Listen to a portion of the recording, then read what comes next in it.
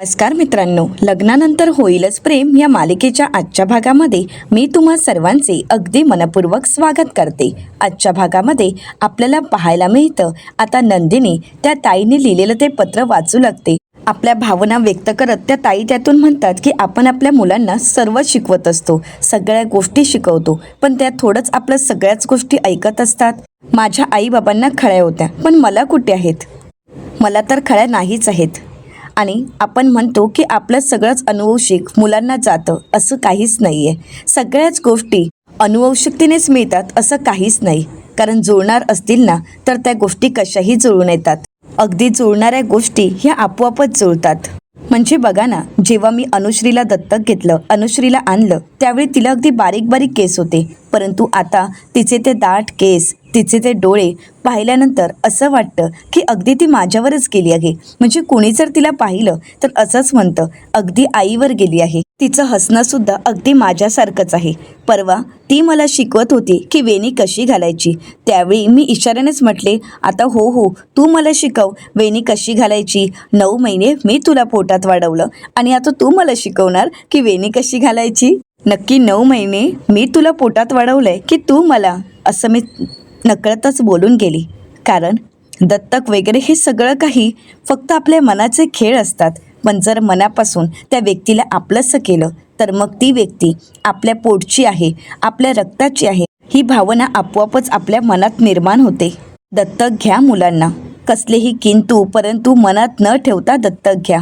दुसऱ्या झाडावरची फांदी अगदी या झाडाला लावणं म्हणजे अगदी कलम करण्यासारखंच आहे।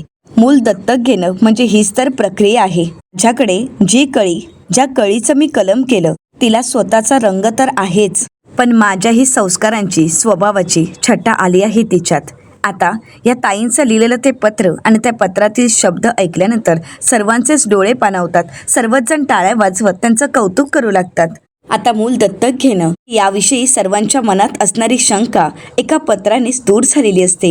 नंदिनी त्यांना मिठी मारते आणि त्यांचं कौतुक करू लागते।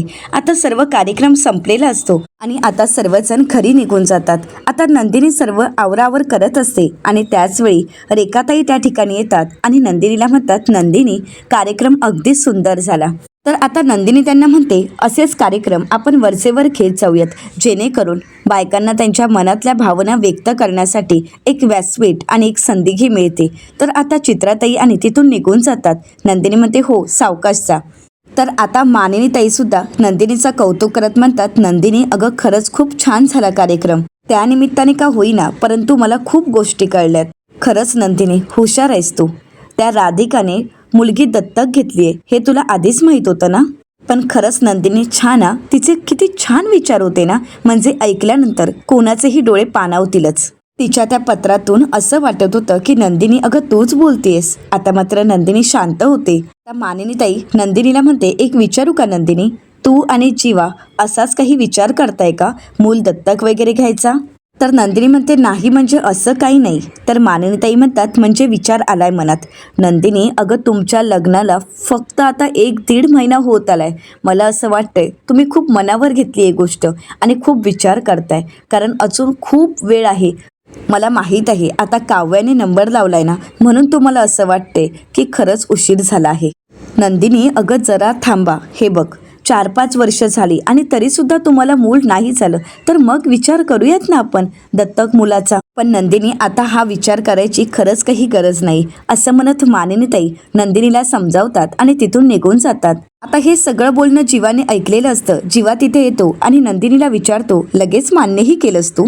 दत्तक मूल का नकोय नंदिनी? नंदिनी काहीच बोलत नाही। तर जीवा नंदिनीला म्हणतो, नंदिनी अगं खरंच विचारतोय मी तुला की दत्तक मूल का नकोय? एवढं छान सेशन झालं, या सेशनमधून बऱ्याच गोष्टी शिकायला मिळाल्यात। बरं नंदिनी, या पलीकडेही तूही मला प्रश्न विचारला होतास आणि याही प्रश्नाचं उत्तर मला हेच मिळालं होतं की मूल दत्तक घेणं हा पर्याय। मुळात मूल दत्तक घेणं ही खरंच खूप छान फिलिंग आहे। मग काय झालंय नंदिनी? नंदिनी म्हणते, हो जीवा मला कळतंय, मला माहीत आहे, परंतु आताच माझं आईंशी बोलणं झालं आणि जीवा आईंचंही म्हणणं काही चुकीचं नाहीये। हे बघा आपल्या लग्नाला काही 10-12 वर्ष झाली नाहीयेत, फक्त 1 ते 1.5 महिना झालाय। जेव्हा असं नाहीये की 10-12 वर्ष आपण प्रयत्न करतोय आणि आपल्याला मूल झालं नाहीये, पण उद्या देव न करू आणि आपल्याला खरंच मूल नाही झालं तर मग आपण नक्कीच मूल दत्तक घेण्याचा विचार करू. तर जीवा नंदिनीला प्रश्न करत म्हणतो, मग तोपर्यंत आपण काय करायचंय सांग ना. म्हणजे आज हा डॉक्टर उद्या तो डॉक्टर एवढंच करत बसायचंय का?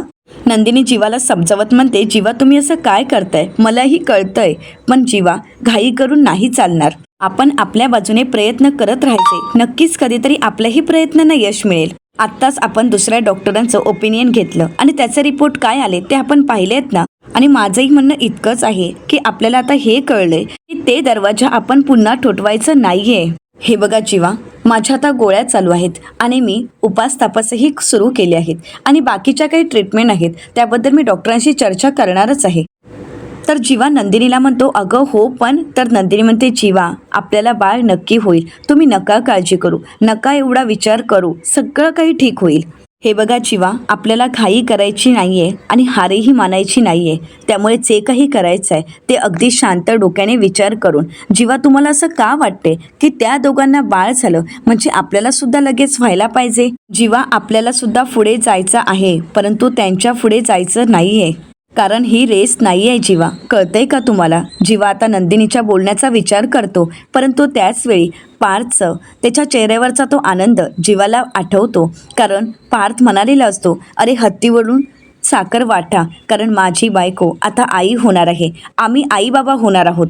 आता हे सगळं आठवल्यानंतर जीवा अस्वस्थ होतो. नंदिनी म्हणते, जीवा काय झालंय? तर जीवा नंदिनीला म्हणतो, तू एक काम कर, या 2 बोटांपैकी एक बोट चॉईस कर.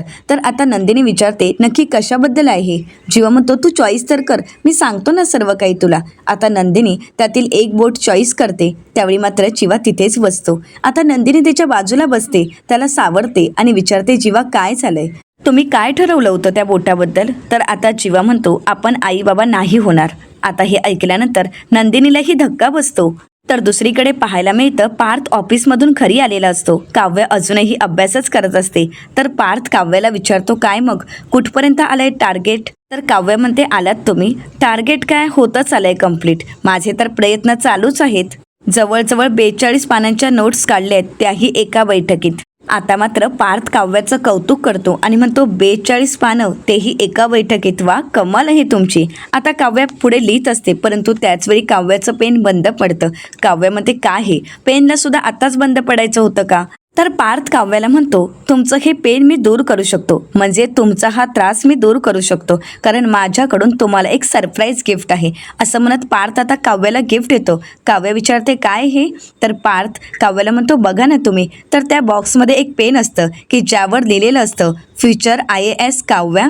तर आता पार्थ काव्याला म्हणतो, हो हे गिफ्ट माझ्या बायकोसाठी आहे. आता पार्थने दिलेलं गिफ्ट पाहून काव्य लगेच उठून उभी राहते आणि पार्थला मिठी मारते. काव्य खूप खुश होते आणि काव्याच्या चेहऱ्यावरचा हा आनंद पाहून पार्थही खुश होतो. आता काव्या खुश होते आणि पार्थला thank you thank you thank you so much असं पुन्हा पुन्हा म्हणू लागते. आता पार्थ काव्याला विचारतो की खरंच आवडलंय का तुम्हाला हे गिफ्ट? तर काव्या म्हणते, हो मग मला तर हे गिफ्ट सगळ्यात जास्त आवडलं आहे आणि हेच गिफ्ट मी आयुष्यभर जपून ठेवणार आहे. असं म्हणत काव्या त्या पेनकडे पाहू लागते. पार्थ म्हणतो, बरं तुम्ही तुमचा अभ्यास चालू ठेवा, मी फ्रेश होऊन येतो. असं म्हणत पार्थ फ्रेश होण्यासाठी निघून जातो. आता इथे काव्या नोट्स काढायला सुरुवात करते, परंतु त्याचवेळी तिला खूप मळमळल्यासारखं वाटत असतं. काव्य म्हणू लागते, देशमुख प्लीज लवकर बाहेर या, मला खूप मळमळतंय, उलटी झाल्यासारखं वाटतंय. पार्थ म्हणतो, आलोच. असं म्हणत पार्थ आता वॉशरूममध्ये असतो.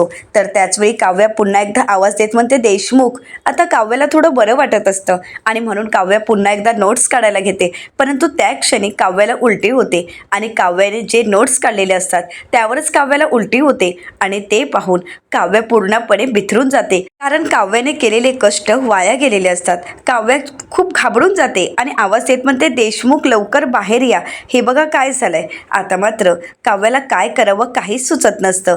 तर दुसरीकडे पाहायला मिळतं, जीवा नंदिनीला म्हणतो, आपण आई बाबा होणार नाही. तर नंदिनी हसू लागते आणि म्हणते, जीवा काय चाललंय हे? जीवा म्हणतो, तुला हसू येतंय?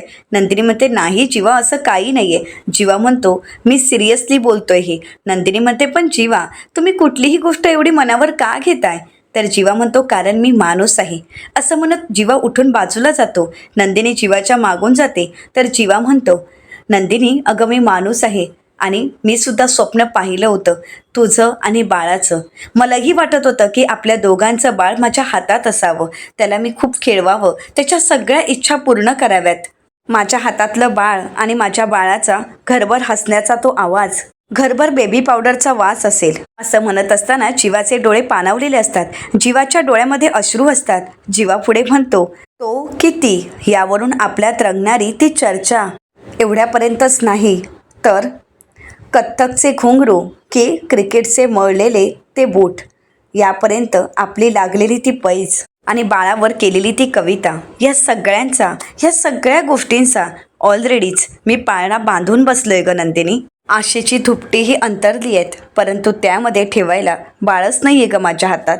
आता नंदिनी जीवाचा हात हातात घेते आणि जीवाला म्हणते, जीवा. तर जीवा म्हणतो, हो मला माहीत आहे, रडायचं नाहीये, हार मानायची नाहीये किंवा माघारही घ्यायची नाहीये, पण बघ ना. असं म्हणत आता जीवा ती डायरी दाखवतो. त्यामध्ये लिहिलेले ते आपले शब्द नंदिनीला दाखवतो. त्यामध्ये त्याने सतत एकच वाक्य लिहिलेलं असतं की आपण आई बाबा होणार, आणि ते वाक्य तो नंदिनीला दाखवतो. आता जीवा नंदिनीला ते दाखवत म्हणतो, बघ ना, म्हणूनच तर मी गिरवतोय की आम्ही आईबाबा होणार, असं मी प्रत्येक वेळी गिरवण्याचा प्रयत्न करतोय, माझ्या मनावर कोरण्याचा प्रयत्न करतोय. पण सांग नंदिनी, हे खरंच होणार आहे का हे मी जे काही लिहितोय, माझ्या मनावर कोरतोय, ते सत्यात उतरणार आहे का? तर नंदिनी आत्मविश्वासाने जीवाला सांगते, होणार, नक्की होणार, जे तुमचं स्वप्न आहे ते पूर्ण होणार. तर आता जीवा नंदिनीला प्रश्न करत म्हणतो, हो तुला असं वाटते की होणार? मग ज्यावेळी गुरुजींना आपण हा प्रश्न विचारला की आपण आईबाबा होणार ना, तर त्यावेळी ते काहीच का बोलले नाहीत? त्यांच्याजवळ आपल्या प्रश्नाचं उत्तर का नव्हतं नंदिनी? सांग ना. आता नंदिनीला तो क्षण आठवतो. आता नंदिनी जीवाला म्हणते, त्यांच्या उत्तरावर आपल्या संसाराचं उत्तर अवलंबून नाही आहे जीवा. जीवा तुम्हाला का कळत नाहीये? जीवा, आपला आत्मविश्वास आणि आपली जिद्द, चिकाटी या गोष्टीनेच तर आपण जिंकू शकतो. आपण जे लिहिलंय, तुम्ही जे लिहिलंय ते नक्की होणार. तुमचं स्वप्न साकार होणार जीवा. नका काळजी करू जीवा, फक्त हातपाय मारणं थांबवायचं नाही. तर जीवा नंदिनीला म्हणतो, अगं हातपायच मारतोय ना मी, अगं आत्तापर्यंत हातपायच मारतोय मी, थांबवलंय का मी माझे प्रयत्न? नाही नंदिनी, माझे प्रयत्न कधीच कुठेच थांबवले नाही आहेत. पण नंदिनी, सगळं करून सुद्धा माझ्या पदरी मात्र निराशाच पडतेय, काहीच पदरी पडत नाहीये माझ्या. आणि म्हणूनच हे सगळं झालं आणि मी दत्तक मूल घेण्याच्या निर्णयापर्यंत पोहोचलो. हा निर्णय मी मनापासून घेतला, पण नाही ना, त्यातही तुला आणि आईला मूल दत्तक घेणं ही जर घाई वाटत असेल तर नंदिनी म्हणते, तर काय? तर जीवा नंदिनीला म्हणतो, तर काही नाही, समजावेन मी स्वतःच्या मनाला, समजूत घालेन माझ्या मनाची की प्रत्येक गोष्टीला वेळ असते आणि वेळ आली की ती गोष्ट होते. आणि हीच गोष्ट समजावेन की अपेक्षा ठेवू नकोस, कारण अपेक्षाभंग झाला ना की मग खूप त्रास होतो आणि तो सहन नाही होत. एकाच घरात राहणारे आम्ही 2 भाऊ, आणि माझ्या मोठ्या भावाला मूल होत असेल आणि मला जर मूल होत नसेल तर? आता मात्र नंदिनीला हे ऐकून धक्काच बसतो. तर जीवा म्हणतो, मला बाकी काहीच म्हणायचं नाहीये, पण खूप त्रास होतो एवढं मात्र नक्की. प्रचंड त्रास होतो या गोष्टीचा, आणि एक माणूस म्हणून मी माझी ही फिलिंग नाही लपवू शकत, आणि स्पेशली तुझ्या समोर तरी. जीवा आता झोपी जातो. नंदिनी जीवाला समजावण्याचा प्रयत्न करत असते, परंतु जीवा मात्र समजून घेण्याच्या मनस्थितीतच नसतो. जीवाला नंदिनी आवाज देत थांबवण्याचा प्रयत्न करते, परंतु जीवा मात्र न थांबता झोपायला निघून जातो. आता नंदिनी खाली पडलेली डायरी हातात घेते आणि त्यावर लिहिलेलं ते जीवाचं वाक्य पुन्हा पुन्हा वाचू लागते की आम्ही आई बाबा होणार. जीवाची ती असणारी अपेक्षा, त्याचं असणारं ते आशेचं किरण, कुठेतरी आपण जबाबदार आहोत याची जाणीव नंदिनीलाही होत असते. तर दुसरीकडे पाहायला मिळतं, काव्या फ्रेश व्हायला जाते तरी ते पार्थ पेपरवरचं असणारे सगळे डाग पुसून टाकत असतो. तर त्याचवेळी काव्या त्या ठिकाणी येते आणि पार्थला म्हणते, देशमुख, मी सांगितलं ना की माझ्यासाठी बाथरूम रिकामी ठेवत जा. पार्थ म्हणतो, सॉरी, मला काय माहीत होतं की एवढं डेंजर प्रकरण असणार, मी सुद्धा गाडीतून बराच वेळ प्रवास करून आलो होतो. काव्या म्हणते, पण देशमुख बघा ना त्याचे काय परिणाम झाले आहेत, आता माझे सगळे नोट्स खराब झालेत. पार्थ म्हणतो, काळजी करू नका, मी पुसून देईन ना. असं म्हणत पार्थ आता ते सर्व नोट पुसत असतो, परंतु त्यावेळी ते फाटले जातात. तर आता काव्या म्हणते, देशमुख तुम्ही हे काय करताय? पार्थ म्हणतो, काही नाही, मी नोट्स पुसून देतोय ना तुम्हाला, नका काळजी करू. काव्या म्हणते, देशमुख अहो ते फाटलेत, आता मी काय करू? असं म्हणत काव्या रडू लागते. पार्थ काव्याला सावरतो आणि म्हणू लागतो, काव्या तुम्ही शांत व्हा. काव्या म्हणते, कशी शांत हो? सकाळपासून एका जागेवर बसून त्रास होत असताना सुद्धा मी ते नोट्स काढले होते. का तर पुढचे काही महिने मी त्या नोट्सवरच अभ्यास करणार होते. मी एवढे छान अक्षरात नोट्स काढले होते, परंतु सगळेच फुकट गेले. एक काम करते, मी फेकून देते. पार्थ म्हणतो, नाही तसं नका करू, आपण काहीतरी करू ना. तर काव्य म्हणते, काय करणार आहोत सांगा बघू. आता ते पूर्ण खराब झालेत आणि आता आपण काहीच करू शकत नाही. काव्याची चिडचिड होत असते. पार्थ काव्याला शांत करण्याचा प्रयत्न करतो, परंतु काव्य खूप चिडलेली असते. ती पार्थना म्हणते, देशमुख बघा ना, मी काय प्रयत्न करते आणि काय होतंय. अहो सकाळपासून मला एवढा त्रास होत असताना सुद्धा मी इतकं सगळं केलं, परंतु आता माझे कष्ट वाया गेले आहेत, असं म्हणत तिची चिडचिड होत असते. पार्थ तिला शांत करत म्हणतो, काव्या तुम्ही शांत व्हा. अहो तुम्ही जर अशी चिडचिड केली तर आपलं होणारं बाळसुद्धा तसंच चिडचिड होणार आहे ना. तर आता काव्या पार्थकडे पाहताच पार्थ मात्र हाताची घडी तोंडावर बोट घेऊन शांत बसतो. आता काव्याचेही डोळे पाणावलेले असतात. तर आता काव्या पार्थला म्हणते, हेच बाळ होणं ही खरंच खूप सुंदर गोष्ट आहे हो. एक अद्भुत आणि एक अविस्मरणीय तो क्षण असतो, जो क्षण आयुष्यभरासाठी आपल्यासाठी अनमोल ठरत असतो. परंतु देशमुख आपल्या बाबतीत मात्र वेळ चुकली आहे हो, असं म्हणत काव्या खूप रडू लागते. पार्थ काव्याला जवळ घेतो, तिची समजूत घालतो आणि तिला सावरतो. बघितलं ना देशमुख काय होऊन बसलंय, असं म्हणत आता काव्या खूप रडत असते. पार्थ तिला म्हणतो, काव्या शांत व्हा, मी आहे तुमच्यासोबत. आता काव्याला पुन्हा एकदा उलटी झाल्यासारखं वाटतं. काव्या धावतच निघून जाते. पार्थही तिच्या मागून जातो. हे मात्र सगळं दृश्य रम्या पाहत असते. त्यांचं बोलणं रम्या ऐकत असते आणि रम्या खुश होते.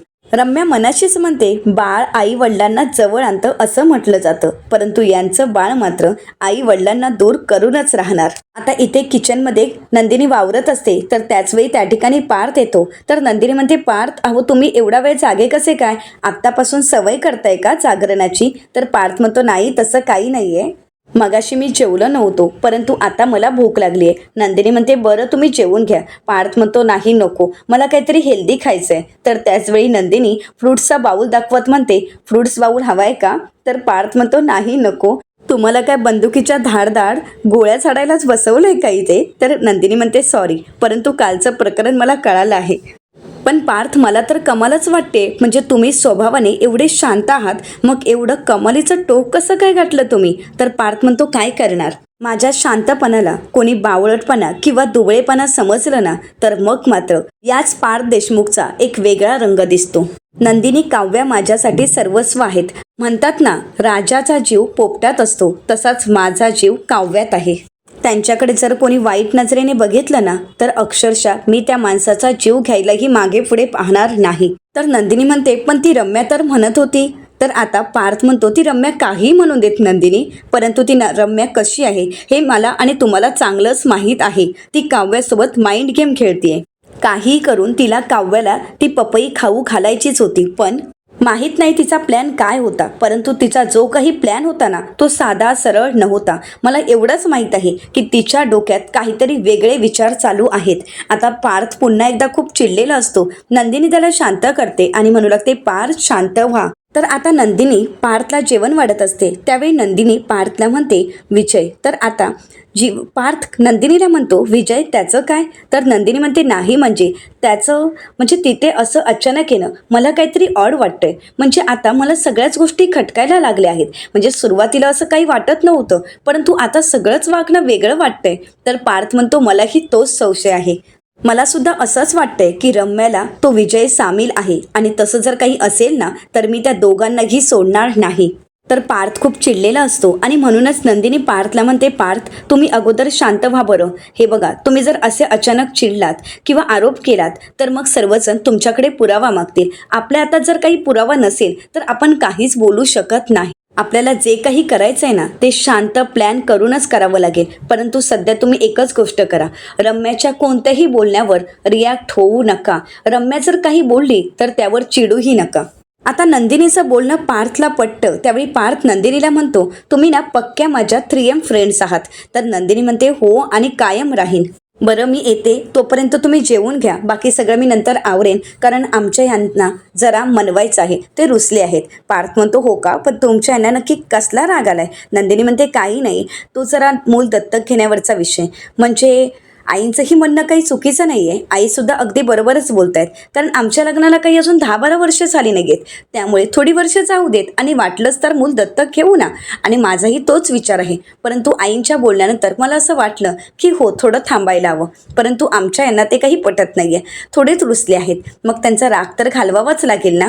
तर पार्थ म्हणतो हो, खरं सांगू का नंदिनी, काही झाडं ही लवकर रुसतात तर काही झाडं ही उशिरा बहरतात, पण आपण मात्र होप सोडायचे नसतात. आणि म्हणूनच तुम्ही दोघांनीही होप सोडवू नका. काय आहे ना, एकाच घरात राहणारे आम्ही 2 भाऊ, आणि एकाला मूल होत असेल आणि एकाला होत नसेल तर त्याला वाईट वाटणं हे स्वाभाविकच आहे ना. नंदिनी म्हणते अरे सॉरी हा, पण खरं सांगू का, तुम्ही दोघेही भाऊ ना अगदी सेम विचार करता. पार्थ नंदिनीला म्हणतो काळजी करू नका, आणि नंदिनी तुम्ही तुमचे होप्सही सोडू नका, कारण होप्स हे असे असतात ना अगदी फुलपाखराप्रमाणे. म्हणजे फुलपाखरू कसं त्याच्या मागून धावलं तर हुलकावणी देतं, परंतु तुम्ही शांतपणे या सगळ्या गोष्टी हाताळण्याचा प्रयत्न करा. शांतपणे त्याच्याकडे फक्त पाहत बसा, नक्कीच ते तुमच्यापर्यंत येईल. आणि नंदिनी मला खात्री आहे की लवकरच मला काका म्हणणारी चिमणी या घरात नक्कीच येईल. तर येणाऱ्या पुढील भागामध्ये आपल्याला पाहायला मिळतं की नंदिनी रिपोर्ट घेऊन देवीच्या मंदिरात आलेली असते आणि म्हणू लागते आजचा रिपोर्ट सुद्धा असंच आलंय की माझी आई होण्याची शक्यता कमी आहे. म्हणूनच तर जीवांची 100% खात्री पटली आहे. तर त्याचवेळी एक मुलगी त्या ठिकाणी येते आणि नंदिनीला आवाज देत म्हणते माय. नंदिनी तिच्याकडे वळून पाहते तर ती गोंडस मुलगी नंदिनीला म्हणते माय साबण घेते का, सगळे डाग धुवून निघणार. तर नंदिनी तिला प्रश्न करत म्हणते की सगळे डाग 100% जातील याची खात्री आहे का. तर ती छोटीशी निरागस मुलगी नंदिनीला म्हणते माय अगं 100% खात्री तर कशाचीच नसते. आता मात्र नंदिनीला त्यातून खूप काही शिकायला मिळालेलं असतं. नंदिनी म्हणू लागते या निरागस मुलीने किती छान सांगितलं, म्हणजे अजूनही आई होण्याचे माझे चान्सेस आहे असं म्हणत नंदिनी खुश होते. तर अशाच मालिकांचे नवनवीन अपडेट पाहण्यासाठी चॅनलला नक्कीच सबस्क्राईब करा. आजचा व्हिडिओ तुम्हाला कसा वाटला हे कमेंट करून नक्कीच कळवा. धन्यवाद.